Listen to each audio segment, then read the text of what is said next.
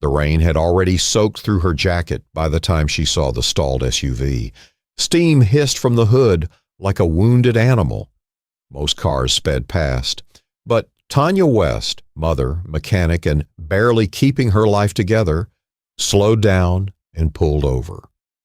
She didn't hesitate, not even for a second. The road was quiet, industrial, no sidewalks, a long stretch between the edge of town and nowhere. Tanya slammed her door shut against the wind and jogged over. Inside the SUV, a man in his 40s leaned over the wheel, his face buried in his hands. She knocked gently. He jumped, startled, rolled the window down. "You all right?" she asked, rainwater dripping from her braids. Yeah, just overheated," he muttered. "Coolant, maybe." Tanya gave him a nod, popped the hood. The man hesitated. She looked like no mechanic he'd ever met, drenched, a little tired, but steady, strong. He pressed the lever. Tanya lifted the hood and leaned in. She knew the smell of burnt plastic and busted dreams. This car hadn't seen service in years. A tiny leak in the radiator, now a mess. She shouted over the downpour, "You got anyone coming?" "No signal," he said. "I was driving my daughter to her grandma's. She's in the back." Tanya leaned slightly to the side. A little girl, maybe 6 or 7, sat silently in the back seat, her forehead pressed to the window. She didn't blink, didn't smile. Tanya gave a small wave. No response. It took her 10 minutes to fix the car enough to run again. She used a spare hose clamp and some zip ties she carried in her trunk. Gave the engine a moment to breathe. She wiped her hands on her jeans and knocked again. "You're patched up," she said. "Won't take you far, but enough to reach town." The man looked at her, truly looked for the first time. "You did that? Just like that?" "I fix things," she said. "It's what I do." He opened the door, stepped out, rain soaking into his blazer. "I don't even know your name." Tanya West." He extended a hand. "Micah, that's my daughter, Sophie." She glanced back. The girl hadn't moved. "She okay?" Tanya asked. Micah paused. "Her mom passed 2 months ago. She hasn't spoken since." Tanya's breath caught. The kind of silence that comes from grief. She knew it well. Her ex had left her when she was pregnant. She spent years convincing her son that not all men leave. Now here was this man, stranded and breaking, and a girl who didn't know how to cry. They stood in silence for a moment, rain still pounding, the world weirdly still. "Thank you," Micah said. "I don't know what else to say." "Just get her home safe," Tanya replied. She turned to walk back to her car.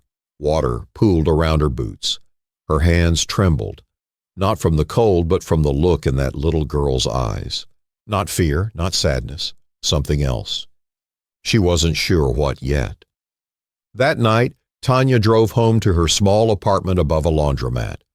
Her son, Malik, age 10, was waiting on the couch watching cartoons with the sound off. "You okay, Ma?" he asked, eyes sharp like always.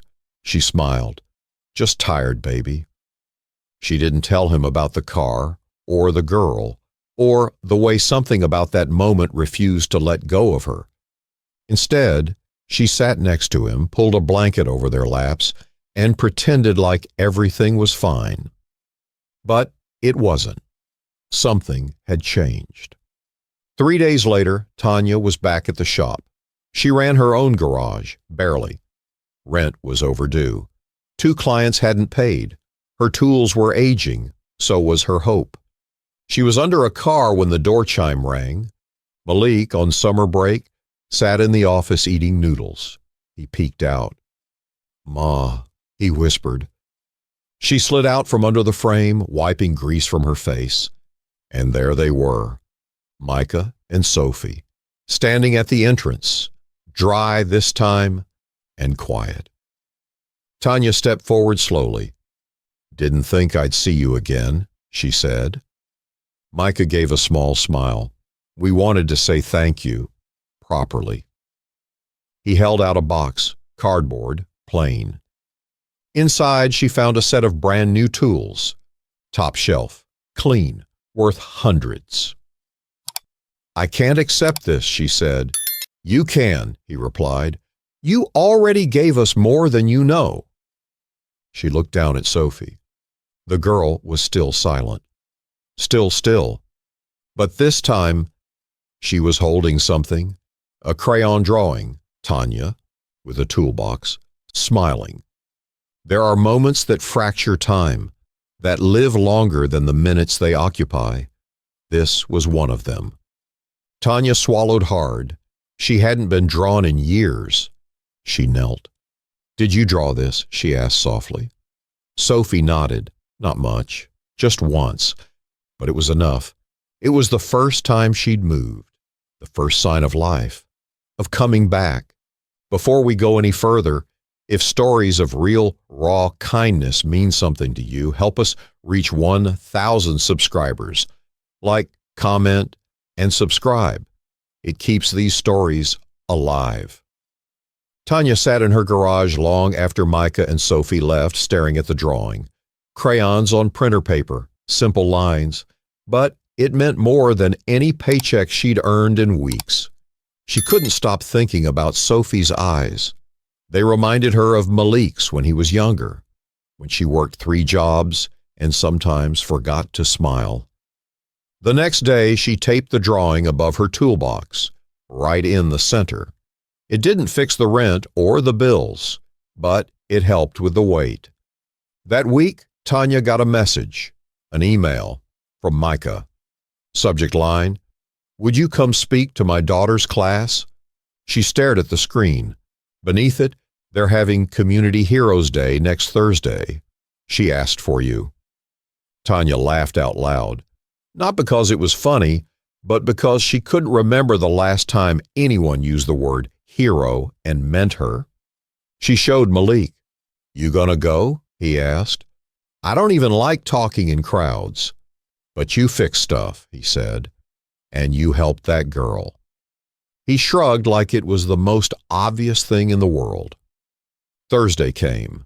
Tanya wore her cleanest overalls and tied her braids back.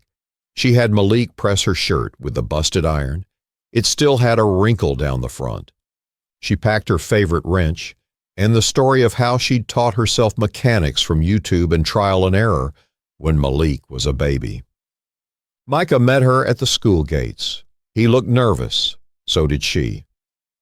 Sophie's been talking about you every day, he said. She still hasn't said much, but she draws. You're in all of them. Tanya's heart pulled sideways. They walked in together. The classroom was bright, buzzing, kids in little chairs, legs swinging, construction paper banners on the walls. When Tanya stepped inside, Sophie looked up. This time she smiled, just a little. The teacher waved Tanya to the front. Class, this is Ms. West. She's a real-life mechanic. She fixed Mr. Micah's car during a storm. The kids leaned forward. Tanya cleared her throat. Her voice caught. I'm not fancy. I didn't go to school for this. But I learned to fix things because I had to, and because I didn't want to feel powerless anymore. She held up the wrench. This taught me I could build something better for me and my son. Halfway through the talk, she looked down and caught Sophie mouthing words. Quiet, barely there, but real. Her lips formed, thank you. Tanya froze. Micah looked too. His eyes welled with something too heavy to name. The teacher clapped softly. The kids did too. Tanya took a breath. She didn't cry, not until she got back to her car. The garage started picking up. Word had spread. People liked her story, liked the way she explained things without ego. They trusted her. A local news station emailed. A blogger wrote, "The woman who fixed a car and a child in one day." It embarrassed her. But business doubled. She hired help. a retired Army vet named Jerome who knew brakes like gospel. Then came the letter, typed, crisp, folded neatly in an envelope slid under the garage door, from Sophie. Dear Ms. Tanya, thank you for fixing our car, but thank you more for not being afraid of silence. Sometimes when people don't talk, others just walk away. You didn't. Love, Sophie. Tanya sat on the garage floor with the letter in her hands and didn't move for a long time. She thought about the times she'd been silent, broke, tired, invisible, and how no one had stopped. Maybe that was why she did. Maybe we fix others because no one ever fixed us. It was a Thursday when everything nearly unraveled. Tanya had just finished replacing a faulty alternator when Malik ran in from the office, face pale. Ma, there's a man out front, he's yelling. She wiped her hands and stepped out. A customer, middle-aged, expensive watch, loud voice, stood beside his silver truck. I want my money back, he barked. You said it was fixed. Tanya approached, calm but tired. I replaced your starter last week. You signed off? It broke again. That's not the same part, she explained. I can look at it, no charge. Don't patronize me, he snapped. This is what happens when you hand a shop over to a charity case. The words hit like cold steel. People had gathered. Jerome stepped out from the back. Malik froze in the doorway. I'm just trying to help, Tanya said, her voice flat. Then help yourself to some standards, he sneered. I want a refund or I'll report this dump. Tanya's hands curled into fists. She looked around, at the cars waiting in line, at Jerome's silent support, at her son. She looked back at the man. I run an honest shop, she said, but I don't tolerate disrespect. If you want to talk, lower your voice. If not, take your business elsewhere. He stared at her, then turned and walked. That night, Malik sat with her on the floor of their living room, counting every dollar in the rent jar. They were still short. You okay, Ma? He asked. She nodded, but her fingers trembled. Sometimes people look at you and only see what they want to, not what you are. Malik leaned on her shoulder. I see you.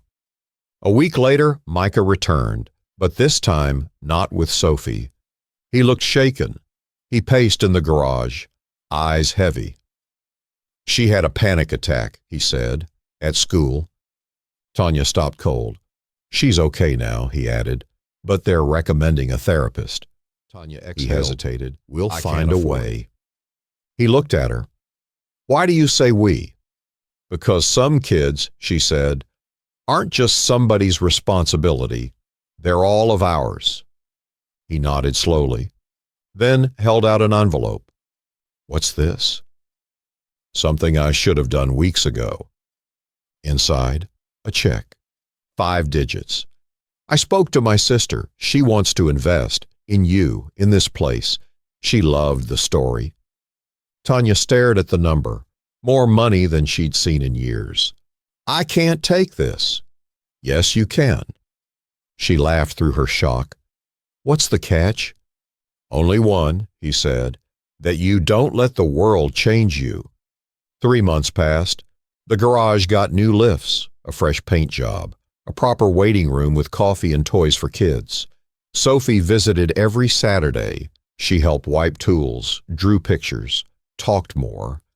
Sometimes Tanya would find her staring at engines like puzzles she already understood. One day, a sleek car pulled up. A woman in a tailored suit stepped out. She introduced herself as Angela Morris, a city council member. She'd heard about Tanya, read about her, watched Sophie blossom through her therapy. We're starting a mentorship program, she said, for women in trades. We need a leader. Tanya blinked. Me? You're exactly who they need. The first class started with 3 women. By the end of the month, there were 12, each with calloused hands, each with something to prove, each with a story that no one else had stopped to listen to. Tanya did, and she taught them to fix things, not just cars, but broken confidence, the fear of starting over, the belief that they were too late, too tired, too invisible. On her 34th birthday, Tanya found a box waiting for her in the garage. Inside, a photo. Her, Sophie, Malik, Micah, Jerome, framed in wood with carved edges, and under it, a note in crayon. "You fixed more than a car. You fixed us." Sophie. Tanya stood in the garage surrounded by humming machines and human stories and felt something she hadn't in years. Not pride, not relief, but peace. If this story spoke to something deep inside you, help us reach our first 1,000 subscribers. Like, comment, and subscribe. Your support fuels stories that remind us of who we are and who we can be. Years passed quietly. The garage, once chip paint and hope held together by will, now buzzed with rhythm.